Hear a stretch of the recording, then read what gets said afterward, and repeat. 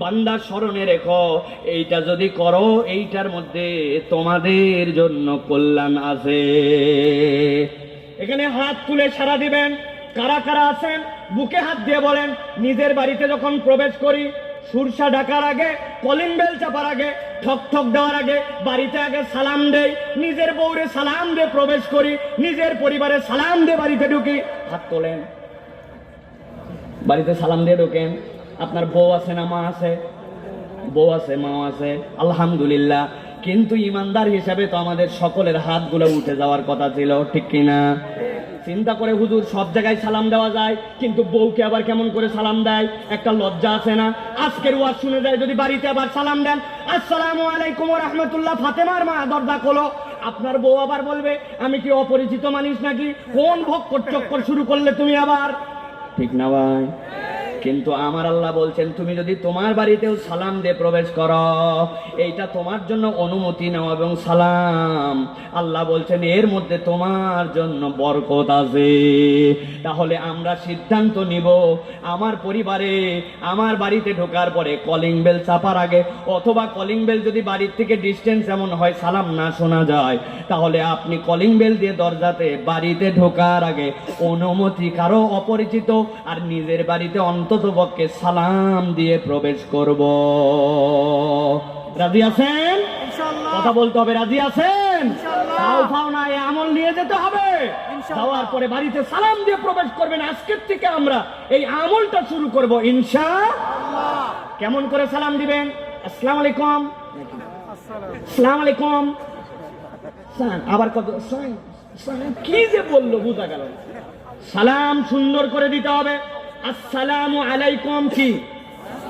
নবীজিকে উপহাস করে বলছে আসসালামু আলাইকুম, নবীজি বলছেন ওয়ালাইকুম আসসালাম, মানে কি তোমার ধ্বংস হোক। নবীকে উপহাস করে বলছে, কিন্তু বাঙালি এখন উচ্চারণ ঠিক মতো পারে না, সালামটা পর্যন্ত বিশুদ্ধ করে দেয় না। আল্লাহ বলছেন কেউ যদি সালাম দেয় তার উত্তরটা তুমি একটু বাড়ায় দিও। আসসালামু আলাইকুম, উনি বলবে ওয়ালাইকুম আসসালাম ওয়া রাহমাতুল্লাহ, আসসালামু আলাইকুম ওয়া রাহমাতুল্লাহ, ওয়া আলাইকুম আসসালাম ওয়া রাহমাতুল্লাহ। এই ওয়াজ শুনে আবার কেউ যদি যায় বলে যা আছে কপালে, হুজুর বলছে সালাম দিয়ে ঢোকা লাগবে, দোয়া বেশি করলে লাভ। উনি সালাম দিয়েছে আসসালামু আলাইকুম ওয়া রাহমাতুল্লাহি ওয়া বারাকাতুহু ওয়া মাগফিরাতু ওয়া জান্নাতু ওয়া রিদওয়ানুহু কাসিরান কাসিরান, যে উত্তর দিবে তার বিপদ আছে না? অতএব যতটুকু লাগবে ওইটুকুর মধ্যে থাকা লাগবে। তাহলে কারো বাড়িতে ঢুকতে হলে ইমানদার অনুমতি নিয়ে ঢুকবে, আর নিজের বাড়িতে অন্তত সালাম দিয়ে প্রবেশ করবে। রাজি আছেন? তবে রাস্তা দিয়ে যখন চলাফেরা করব তখন আশপাশে জালনা টালনা গুলোতে একটু দেখতে দেখতে যাবো। জায়গা মতো কেউ তাকালে মাথা নিচু করে হুজুর, আর যখনই দেখবো ফাঁক ফুঁক দেখে যাবো। নবীজি বলছেন কেউ যদি কারো বাড়িতে অন্যায় ভাবে ফুটা ফাটি কোনা দিয়ে তাকায়, যেদিক দিয়ে তার তাকানোর অধিকার নাই, কেউ যদি তার চোখটা ফুটা করে দেয় তার জন্য বিচার হবে না, কেননা সে অন্যায় কাজ করেছে। আল্লাহু আকবার। আর আমরা মানুষের দিকে এমন ভাবে তাকাই, মানুষের অনেক অন্যায় দেখার পরে আমরা আবার এসে ফুটানি করি। একজন এসে বলতেছে হুজুর আমি মোড়ের দোকানে চা খাচ্ছিলাম, আর একটা জিনিস দেখে বুকটা ফেটে গেল। কি হয়েছে ভাই? পর্দা পুশিদা বলে কিছু নাই হুজুর, যা মেয়ে দেখলাম 15-20টার মধ্যে 14টার বুকেই কাপড় নাই। আমি বললাম আপনার মতো মুত্তাকি তো দেখি না, সমাজের এত খারাপ, আপনি চোখ দিয়ে গুনে 14 জনের কাপড় সারা দেখলেন, আপনার দেখার অনুমতিটা দিল কে? আছে না এরকম? আল্লাহ রাব্বুল আলামিন আমাদেরকে হেফাজত করবেন, আল্লাহুম্মা আমিন। 4 নম্বরে খেয়াল করেন, আল্লাহ রাব্বুল আলামিন বলছেন মানুষ হিসাবে আজকের থেকে ইমানদারদের দায়িত্ব দেওয়া হলো একজন অপরজনের প্রতি দয়া করবে, দয়াবান, দয়ার চরিত্র তাদের মধ্যে ঢুকে যাবে। আল্লাহ রাব্বুল আলামিন কুরআনুল কারীম সূরা কাসাস 28 নম্বর সূরার 77 নম্বর আয়াতের মধ্যে বলছেন ওয়া আহসিন কামা আহসানাল্লাহু ইলাইক ওয়া লা তাবগিল ফাসাদা ফিল আরদি ইন্নাল্লাহা লা ইউহিব্বুল মুফসিদিন। রব্বুল আলামিন বলছেন ওয়া আহসিন কামা আহসানাল্লাহু ইলাইক, ভালো করে বোঝেন, এইটার খেতাব হচ্ছেন নবী সাল্লাল্লাহু আলাইহি ওয়াসাল্লাম। কিন্তু আপনি যদি মনে করেন আল্লাহ আপনাকে বলছেন আপনি দয়া করেন যেরকম করে আপনার রব আপনাকে দয়া করছে, সুবহানাল্লাহ বলেন। আমি ছোট্ট 2টা উদাহরণ দেই আপনার বিবেক যেন খুলে যায়, এইটা বোঝানোর জন্য। আপনার যে 5টা নখ আছে, যাদের আছে তারা হাত তোলেন। যাদের নাই তারা হাত তুলবেন না, যাদের হাতে 5 নখ আছে আমার সামনে বসে আছেন হাত তোলেন। চাচা আপনার 5 নখ নাই, তা হাত তোলেন না কেন? টান করে তোলেন, সোজা করে তোলেন, সোজা করে তোলেন। তুলছেন সবাই, হাতটা এবার নাড়াচাড়া দেন, একটু নাড়াচাড়া দিছেন, হাত নামাবেন না। এবার বাম হাত দিয়ে 2 নখ বন্ধ করেন, এই 2 নখ, এই নখ আর এই নখ, এই 2 আঙ্গুল বন্ধ করেন। বাড়িতে যাওয়ার পরে কিচ্ছু লাগবে না, আপনার রবের তো আপনি কোনো দয়া খুঁজে পান না। আপনি একদিন সিদ্ধান্ত নেবেন 24 ঘন্টা এখানে একটা গাডার পেঁচায় দিলাম, দেওয়ার পরে এইভাবে চলাফেরা করব। ভাতটা যখন খাবেন এই 2 আঙ্গুল কিন্তু বন্ধ, এই 3টাতে তুলে খাওয়া লাগবে। একজন বলছে একটু সই করে দেন চেকে, কলম কিন্তু এরকম করে ধরে মারা লাগবে। বদনাটা যখন ধরবেন কিভাবে ধরবেন বাড়িতে যে সিদ্ধান্ত নিয়েন। আমার আল্লাহ বলছেন বান্দা তুমি রবের দয়া খুঁজে পাও না, কিন্তু তোমার হাতের মেকানিজমের দিকে তাকালে তুমি টের পাবে তোমার আল্লাহ তোমার প্রতি কি দয়া করেছে, ঠিক কি না? আমার আল্লাহ রাব্বুল আলামিন বলেছেন আহসিন কামা আহসানাল্লাহু ইলাইক, তোমার রব তোমার প্রতি যে দয়া করেছে বান্দা তুমি কল্পনার মধ্যে আনতে পারবা না, তুমি চিন্তা করতে পারবা না। এত পরিমাণ গতকালকের মাহফিলে কুয়াশা ছিল, গাড়ি আমার 20 কিলোমিটার বেগে চলে না। গাড়ি যখন চলতেছে, চলার সময় ভিতরে হিট চলে, ভিতরে ঠান্ডা চলে, সামনে ওয়াইফাইটা দিয়ে ওয়াইফাইটা দিয়ে দিয়ে মাঝে মাঝে ওই সামনের গ্লাসের পানি পরিষ্কার করা লাগে। চিন্তা করলাম পানি পরিষ্কার করতে করতে হঠাৎ করে ওয়াইফারে চাপ দেয়, পানি আর আসে না। বলে কি ব্যাপার, পানি নাই কেন? বলে রিজার্ভের ট্যাঙ্কিতে যে পানি ছিল পানি ফুরাই গেছে। আমি চিন্তা করলাম বসে বসে, আই রব আমি তো ওই ওয়াইফারের পানিটা পর্যন্ত না, এইটা দেখতেছি যখন 1-2 মিনিট, ওই সময়ও তো আমার চোখ অন্তত 10 থেকে 15 বার আমার চোখের পলক পড়ে গেছে। একটা মানুষ দিনের মধ্যে 22,000 বার চোখের পলক ফেলে। তাহলে রব্বুল আমিন যদি নির্ধারণ করে দিতেন তোমাকে এটা চার্জিং সিস্টেম অথবা এটার পানির জন্য কোনো একটা ব্যবস্থাপনা রাখতে হবে, বান্দার অধিকাংশ সময় এইটা মনে থাকতো না, খেয়াল থাকতো না। বান্দা বাজারে গেছে, যাওয়ার পরে একজনকে বলছে আমারে ধরো, কারণ আমার পানি ফুরায় গেছে, আমার চোখ আর ঠিক মতো কাজ করে না। আপনি মনে করছেন চোখ এমনি এমনি পড়ে না ভাই, চোখের মধ্যে লিকুইড আছে, ওইটা দিয়ে আপনার করটিয়া যেইটা, আপনার যে চোখের মনি যেইটা, সবগুলাকে ঠিক রাখে, এইটার মাধ্যমে চোখের পলকটা পড়ে। আপনাকে আমাকে বললে রবের কোনো আমরা নিয়ামত আর কৃতজ্ঞতা খুঁজে পাই না, কিন্তু আমার আল্লাহ বলছেন তোমার প্রতি আমি রব্বুল আলামিন যে পরিমাণ নিয়ামত দিছি এইটাকে হিসাবে মিলাতে পারবে না, ঠিক কি না? কিন্তু মানুষ রবের প্রতি বড় অকৃতজ্ঞ, ঠিক কি না? একটা জিজ্ঞাসা করবো পেকুয়ার মুসলমান, দেখি উত্তর দিতে পারেন কিনা। কোন একটা লোক 10 বছর ধরে অন্ধ ছিল, একটা লাঠি নিয়ে চলাফেরা করত, শুনতেছেন? এই ডান পাশে তারা শুনতেছেন? 10 বছর অন্ধ, লাঠি একটা নিয়ে চলাফেরা করে। 10 বছর পরে তার অপারেশন করার পরে তার চোখ ঠিক হয়ে গেছে। যেই না চোখ ঠিক হয়েছে, সর্বপ্রথম ও কি বাদ দিবে? কি ভাই খেয়াল করেন, 10 বছর যারা চললো না, যারে ছাড়া তার এক ধাপ ফেলা যায় না, ওর কাছে যখন চোখের দৃষ্টি আসলো ওই লাঠি মানুষ বাদ দেয়, ঠিক কিনা? মানুষের তবিয়ত এইরকমই, বিপদে পড়লে আল্লাহ আল্লাহ, আর রব যেই না আপনার ফেভারে রাখে তখন বান্দা সবার আগে আল্লাহকে ভুলে যায়। এই জন্য আল্লাহ রাব্বুল আলামিন বলছেন ওয়া আহসিন কামা আহসানাল্লাহু ইলাইক ولا تبغ الفساد في الأرض إن الله لا يحب المفسدين। আমার রব্বুল আমিন বলছেন আল্লাহ তোমার প্রতি যে দয়া করলেন তুমিও মানুষের প্রতি দয়া করবে। এই জন্য নবী বলছেন তোমার জীবনে তুমি যদি দয়া পেতে চাও, ইরহাম্মান ফিল আরদ ইরহাম্মান ফিস সামা, জমিনবাসীর প্রতি যদি তুমি দয়াদ্র হও তাহলে আসমানওয়ালা তোমার প্রতি দয়াদ্র হবে, ঠিক কি না? চলতে চলতে একটা গাছের পাতা একটা বাঁশের মাথা বেঁধেছে, টান দিয়ে নিল, দাঁত দিয়ে নিল, একটা বাঁচছে কিছু একটা পাতা ছিঁড়ে নিল। এই চা খেতে খেতে অল্প একটু চায়ের নিচে আসে একটা কুকুর ছিল, একটু মেরে দিল। এইগুলাকে চিন্তা করলো এগুলো কোনো আমার বিষয়ই না, ধর্তব্যের মধ্যেই পড়ে না। কিন্তু প্রিয় ভাইয়েরা, আল্লাহর কাছে আপনি দয়ার হিসাবে যদি নিজের নামটাকে উঠায় আল্লাহর দয়া পেতে চান, প্রত্যেকটা আকাশ যেইগুলার মধ্যে কোনো উপকার নাই, দয়াদ্রতা নাই, এইরকম উচ্ছৃঙ্খল জীবন ছেড়ে দয়াবান হয়ে সুশৃঙ্খল জীবন যাপন করতে হবে, ঠিক কিনা? আহারে, কত মানুষ আজকে জুলুমের শিকার, কত মানুষ আজকে অবিচারের শিকার, বিনা বিচারে জেল খাটে, কোনো কারণ নাই।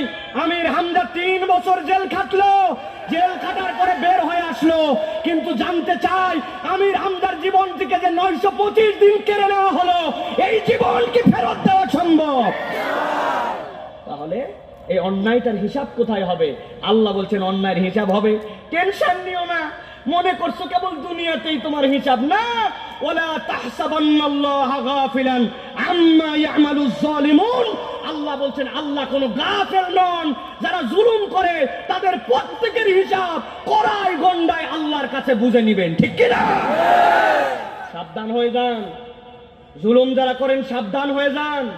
একটা জুলুম ব্যক্তিগত জুলুম, আরেকটা জুলুম সামাজিক জুলুম, আরেকটা জুলুম রাষ্ট্রীয় জুলুম। কেউ যদি রাষ্ট্রীয় জুলুম করে ওইটা জনগণের কাছে এসে আপনি কেবল বলেন মাফ করে দেওয়া তো সোজা নয়, ওই জুলুমের ক্ষতিপূরণ করতে হবে, ঠিক কিনা? আল্লাহ বলছেন যদি ক্ষতিপূরণ না করো কি হবে? বলবো বলবো আল্লাহ রাব্বুল আমিন বলছেন ইন্নামা ইউআখিরুহুম লিয়াউমিন তাশখাসু ফীহিল আবসার মুহতিনা মুকনি রুসিহিম লা ইয়ারতাদ্দু ইলাইহিম তারফুহুম ওয়া আফইদাতুহুম হাওয়া।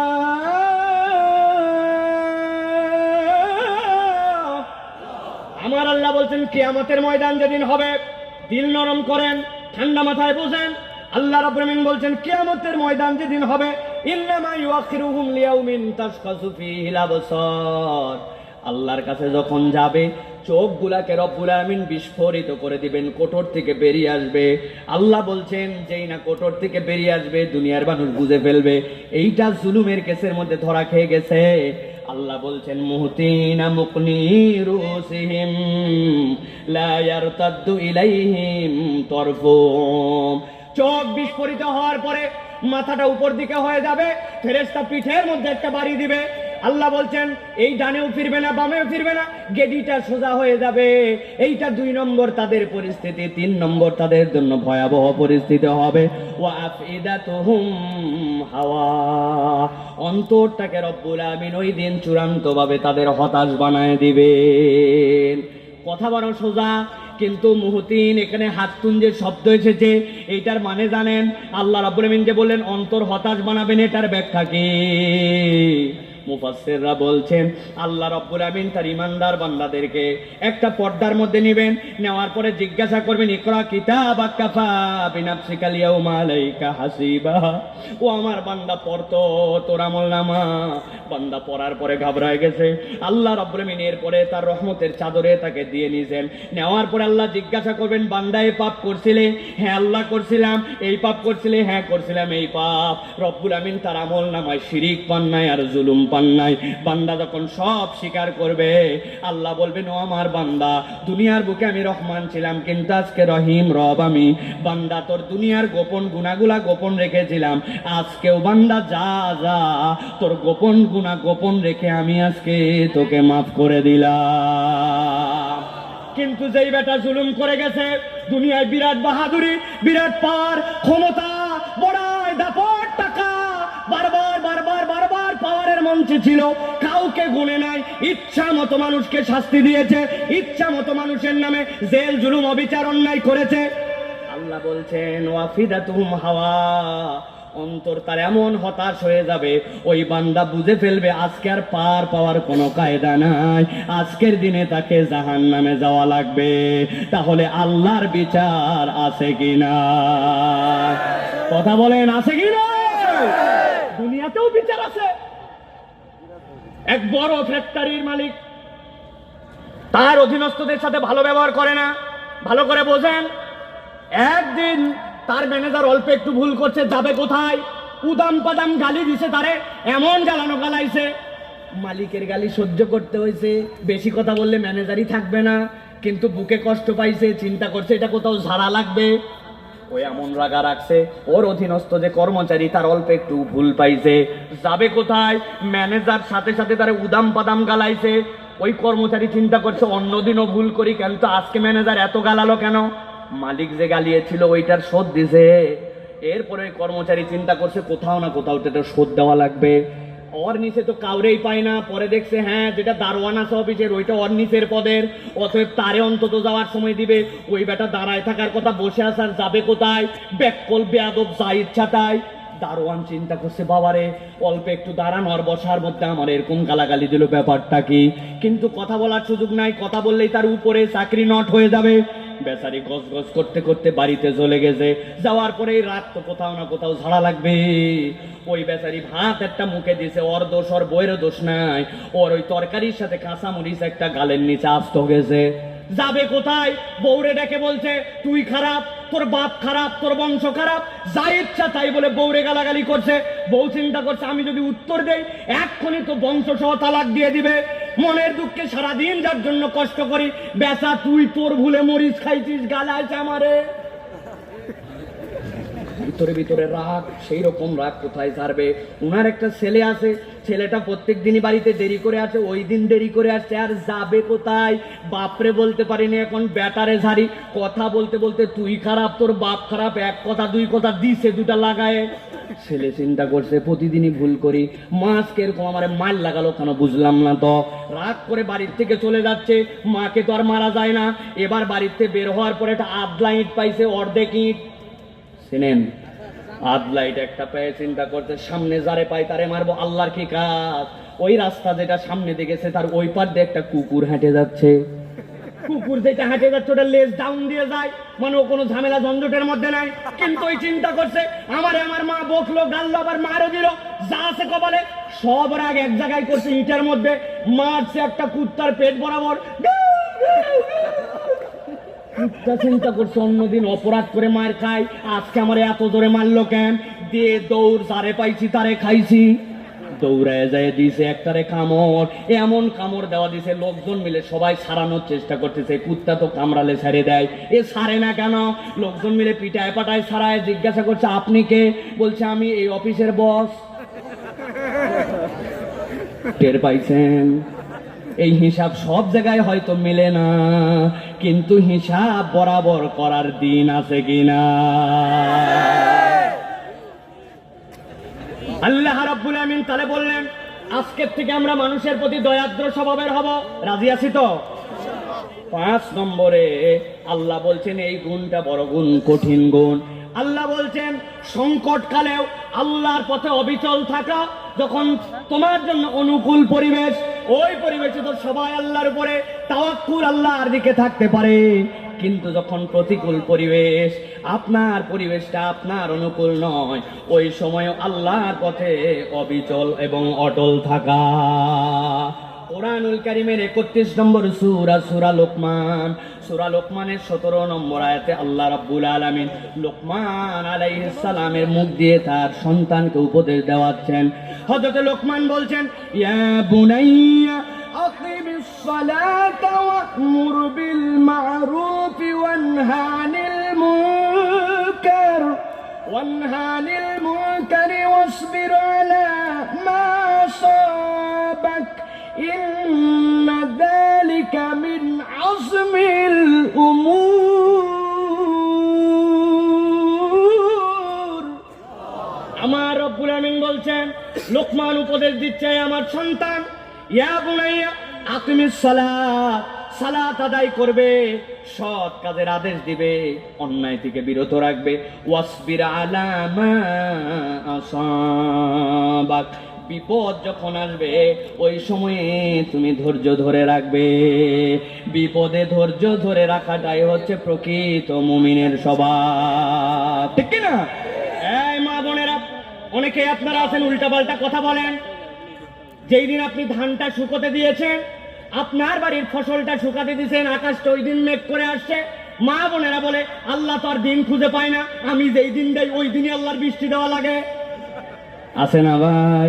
আল্লাহ তো আর বাচ্চা কাচ্চা খুঁজে পায় না, খালি আমার বাচ্চারই বেমার, আমার বাচ্চারই অসুখ। ফকিরের বাচ্চা কত সুন্দর স্বাস্থ্য, আমার বাচ্চার শরীর চলে না, বলে কিনা? আপনি খেয়াল করে দেখেন, আপনার আমার তবিয়তের মধ্যে এইটা আছে। আল্লাহ বলছেন না না না, সালাত যদি আদায় করো, ন্যায় কাজের আদেশ করো, অন্যায় থেকে ফিরাও। আর তুমি যদি যখন বিপদ আসে, ওই বিপদের সময় যদি আল্লাহর উপরে তুমি আশ্রয় নিয়ে আল্লাহর দিকে যদি তুমি টিকে থাকতে পারো, আল্লাহ রাব্বুল আমিন বলছেন ইন্না যালিকা মিন আজমিল উমুর, এইটা একটা বান্দার জীবনে সাহসিকতার কাজ। অতএব আল্লাহর দিকে অটল এবং অবিচল থাকতে হবে, আল্লাহ রাব্বুল আলামিনের পথে আপনাকে অনড় থাকতে হবে, ঠিক কি না? খোসা দিবে আপনাকে, এই বয়সে দাঁড়িয়ে রেখে হুজুর হয়ে গেলি, দেখি আবার টাকনুর উপরে কাপড় পরা ধরছিস, ইসলাম ইসলাম খুব করিস, বিরাট হুজুর হয়ে গেছিস। আপনি চিন্তা করছেন ইরিফ বাবারে আমারে হুজুর বলে খোঁচা দিল, দাড়ি দিয়ে খোঁচা দিল, আপনি সেলুন আড়ালে যায় বলছেন প্রথমেই চার্জ দিও না, প্রথমে 3 নম্বরটা দাও, আস্তে আস্তে কমায়, আছে না? খবরদার খবরদার, দুনিয়ার কারো কথাবার্তায় আল্লাহর দিক থেকে পথ হারা হওয়া যাবে না, ঠিক না? লোভ আসবে আপনার পথে, অনেক ধরনের বিপদ আসবে, অনেক ধরনের আপনার সামনে প্রলোভন আসবে। কোন প্রলোভন কোন কিছুতে আল্লাহর পথ থেকে সরা যাবে সরা যাবে। আল্লাহ রাব্বুল আলামিন বলছেন, এটা আল্লাহ নিজে ঘোষণা দিচ্ছেন, এটা হচ্ছে তোমার জন্য সাহসিকতার কাজ। সবরের অনেক দীর্ঘ আলোচনা, সবরের নিম্ন স্তরটা আমরা বুঝি। সবরের নিম্ন স্তর কি? অসুখ হয়েছে, ধৈর্য ধরে আছে, বাচ্চা কাচ্চার অসুখ হয়েছে, ধৈর্য ধরে আছে, আল্লাহ অনেক দিন ধরে ব্যবসাপাতি ভালো যাচ্ছে না, ধৈর্য ধরে আছে, এটা সবর। কিন্তু এটা সবরে ওলিয়া নয়, সবরের নিম্ন স্তর এটা। সবরে ওলিয়া হচ্ছে মা আমার আল্লাহু লাক, আল্লাহ যা আপনাকে নির্দেশ দিয়েছেন, ওয়া মা নাহাল্লাহু আনহু, আর আল্লাহ যা থেকে আপনাকে নিষেধ করেছেন। আল্লাহর দুনিয়া একদিকে, আল্লাহর হুকুম একদিকে, আল্লাহর দুনিয়া বাকিটা একদিকে, আল্লাহর নিষেধ আপনার জীবনে একদিকে। আল্লাহর আদেশের প্রতি আপনি অবিচল, নিষেধ থেকে আপনি দূরে থাকেন, এইটাই হচ্ছে প্রকৃত মুমিন, ঠিক না? বহু জায়গায় আমি বলি অনেক দাড়িওয়ালা মুসলমান, জুব্বা টুপিওয়ালা মুসলমান, কিন্তু এখন পর্যন্ত দাদনের ব্যবসা ছাড়ে নাই, সুদের কারবার করে, আছে না? ওরে বাবারে বাবা, হাজী সাহেব সব বাদ দিয়ে দিছে কিন্তু দাদনের ব্যবসা করে। আপনি এই কাজ করেন কেন? বলে আমাকে বেশি বুঝাতে এসো না, এটা 1500 বছর আগের দুনিয়া না, এক্সপোর্টের বিজনেস, ইম্পোর্টের বিজনেস, দুনিয়ার যত কারবার সব এখন লাগে সুদ। আর তুমি বলতেছো এটা চলে না বাবা, চলে না। সব বুঝবে না, তোমরা বয়স হোক তারপরে বুঝবে। উনি দাদনে টাকা লাগায়, সুদে টাকা লাগায়, আসরের নামাজ পড়ে মসজিদ থেকে বের হয়েছে, এক লোক আছে বলছে 1000 টাকা দেন, হাতে টাকা নাই, বলছে বাবারে বড় বিপদে পড়ছে, 1000 টাকা দেন। বললাম হাতে টাকা নাই, বলছে চাচা আপনি কি মনে করছেন এমনি নিব? আজকে কি বার? শুক্রবার, 1000 টাকা দেন, আগামী মঙ্গলবার 1250। এবং ইনসাফ করতে আল্লাহ নিষেধ করেন না। অতএব যারা এই সৌহার্দ্যপূর্ণ সমাজে আমাদের অন্যান্য ধর্মাবলম্বীরা আছে, তাদের প্রতিও আমাদেরকে সদয় আচরণ করতে হবে, ভালো আচরণ করতে হবে। মনে রাখতে হবে ইসলাম যতটা না তলোয়ারের জোরে প্রতিষ্ঠিত হয়েছে, ইসলাম তার থেকে বেশি 1000 গুণ তার আদর্শ দিয়ে প্রতিষ্ঠিত হয়েছে, ঠিক কি না? অথবা আমাদেরকে আদর্শ মুসলমান হতে হবে, আদর্শ মুমিন হতে হবে। আজকের এই বিশাল মাহফিলে, পেকুয়ার মাহফিলে সর্বশেষ আহ্বান করব, আমার প্রিয় অভিভাবকেরা, আমার প্রিয় দেশের তৌহিদি জনতা, মুসলমান ও মুসলমান সকল ভাই এবং বোনেরা, আজকে বাংলাদেশের শিক্ষা ব্যবস্থা নিয়ে বিরাট চক্রান্ত চলতেছে। এই শিক্ষা ব্যবস্থায় এমন কিছু শেখানো হচ্ছে যেটার সাথে আল্লাহ এবং তার রাসূলের সম্পর্ক নাই। আল্লাহ বলেছেন ইন্না খলাকনাকুম মিন যাকারিন ওয়া উনসা, আমি তোমাদের জন্য পুরুষ এবং নারীতে তোমাদেরকে সৃষ্টি করেছি। কিন্তু আমাদের পাঠ্যক্রমে আমাদেরকে শেখানো হচ্ছে পুরুষ আর নারী কেবল নয়, প্রত্যেকটা মানুষ দুনিয়াতে মানুষ হিসাবে আসে, বড় হওয়ার পরে সে সিদ্ধান্ত নিবে সে পুরুষ না নারী। এইটা বোঝানোর দ্বারা মূলত তারা বুঝাতে চায় আল্লাহর দেওয়া বিধান হিসাবে ছেলে মেয়ের সাথে বিয়ে হবে, কিন্তু এইটা কার্যক্রম যদি ঢুকায় দেওয়া যায়, এলজিবিটি যদি ঢুকায় দেওয়া যায়, সমকামিতা যদি ঢুকায় দেওয়া যায়, ট্রান্সজেন্ডার যদি ঢুকায় দেওয়া যায়, তাহলে ছেলের সাথে বিয়ে করবে সমস্যা নাই, মেয়ের সাথে মেয়ে বিয়ে করবে সমস্যা নাই। এই বীজ ঢুকানোর জন্য আমাদের শিক্ষা পুস্তকে এরকম অমুসলামিক বিষয় ঢুকানো হয়েছে। আপনার আমার ট্যাক্সের টাকায়, আপনার আমার টাকায় বানানো স্কুলে, আপনার আমার টাকায় ছাপানো বইয়ে, আপনার আমার টাকায় বেতন দেওয়া শিক্ষক দিয়ে আপনার আমার সন্তানদেরকে অনিসলামিক কিছু শেখানো হবে, তাওহীদি জনতা এটা সহ্য করবে না। এটা কেবল হইচয়ের বিষয় নয়, আপনারা সতর্ক হবেন। ক্লাস 7 এর বইয়ের সামাজিক বিজ্ঞান বইয়ের 41-42 নম্বর পৃষ্ঠা যে খুলে পড়ে দেখবেন, যদি এরকম কিছু পেয়ে থাকেন এটার প্রতিবাদ করতে হবে। এটার বিপক্ষে কথা না বললে আমি আপনাদেরকে একটা কথা কেবল বলে দিতে চাই, কথা শুনেন, কথা শুনেন, পরিণতিটা কি হবে বলে দিতে চাই। গত 2 দিন আগে ভারতে ইন্ডিগো পরিবহনে একটা বিমান কোম্পানি, ওই বিমান কোম্পানির একটা ফ্লাইট ছিল, যেই ফ্লাইটটা 50 মিনিট ডিলে হয়েছে। কয় মিনিট? ফ্লাইট 50 মিনিট ডিলে হওয়ার পরে পাইলট উঠে বলছে যে আমরা আন্তরিকভাবে ক্ষমা প্রার্থী ডিলে হওয়ার জন্য। যাত্রী এমন সেতা ককপিট খুলে যায় ওই পাইলটকে পিটাইছে। জিজ্ঞাসা করতে চাই, এই বিমান ডিলে হওয়া কি পাইলটের দোষ? বিমান ডিলে হওয়া পাইলটের দোষ নয়, এটার সাথে ট্রাফিক কন্ট্রোল, এটার সাথে উড্ডয়ন অবতরণ, আসমানের পরিবেশ, অনেক কিছু জড়িত আছে। কিন্তু প্রাইমারি পিটনটা কিন্তু খাইছে পাইলট। আজকে যারা শিক্ষা ব্যবস্থা নিয়ে গভীর ষড়যন্ত্র করতেছে, আর আপনি বলতেছেন এটা সরকারের বিষয়, এটা শিক্ষা মন্ত্রণালয়ের বিষয়, এ নিয়ে আমাদের এত মাথা ঘামানোর কিছু নাই। আমি গ্যারেন্টি দিয়ে দিলাম, পিটন এবং বিপদ যখন আসবে সরকারের কাছে যাওয়ার আগে আপনার পরিবার থেকে বিপদ শুরু হবে, ঠিক কি না? আপনার সন্তান কথা শুনবে না, ইসলামের পথে থাকবে না, আল্লাহ রসুলকে মানবে না, আপনি এর ভিকটিম হবেন। তার প্রমাণ বৃদ্ধাশ্রম থেকে ফোন করে বলে আপনার আব্বা অসুস্থ, নিয়ে যান, এখান থেকে তিনি মৃত্যু সজ্জায় নিতে পারবেন কিনা। বাংলাদেশে 2 দিন আগে এক সন্তান বলছে আমার এখন হাতে সময় নাই, পারলে আঞ্জুমানে মফিদুল ইসলামকে দিয়ে আপনারা লাশ দাফন করেন। বাংলাদেশের বৃদ্ধাশ্রমের অবস্থা এখন এরকম। যারা আগে শিক্ষা গ্রহণ করেছে, আর এই শিক্ষা কার্যক্রম যদি চলে, প্রথম মায়ের আমাদের পরিবারে পড়বে, শকুনের চোখ মুসলমানদের পরিবারে পড়েছে। অতএব প্রত্যেকটা অভিভাবককে দায়িত্ব দিলাম, সচেতন হন, কথা বলেন, জানান, এই কার্যক্রমকে রুখে দিতে হবে। আল্লাহ আমাদেরকে বোঝার তৌফিক দেন, বলেন আল্লাহুম্মা আমিন। হাযা মা ইনদি ওয়াল ইলমু ইনদাল্লাহ সুবহানাক আল্লাহুম্মা ওয়া বিহামদিকা আশহাদু আল্লা ইলাহা ইল্লা আনতা আস্তাগফিরুকা ওয়া আতুবু ইলাইক। আমার প্রিয় ভাই নিয়ামতুল্লাহ নিজামী, আল্লাহ তাকে বারাকা দান করুক। তার পিতা মরহুম মাওলানা শহীদুল্লাহ, তার জন্য দোয়া করেন। আল্লাহ এরকম একটা সন্তান রেখে গেছে, যে সন্তানের কারণে এরকম কোরআনের মঞ্চ কায়েম হয়েছে। এই কোরআনের মাহফিল অব্যাহত থাক, এটা শকুনের চক্ষু থেকে মুক্ত পাক। এটা আপনারা কি চান? কথা বলতে হবে, আপনারা কি চান? যদি চান তাহলে আপনাকে সমর্থন করতে হবে এবং সজাগ থাকতে হবে। রাজি আছেন? আল্লাহ কবুল করুক, আল্লাহ মরহুমকে ক্ষমা করুক, আল্লাহ আমাদের আশা ভরসাকে কবুল করুক। আসসালামু আলাইকুম ওয়া রাহমাতুল্লাহ।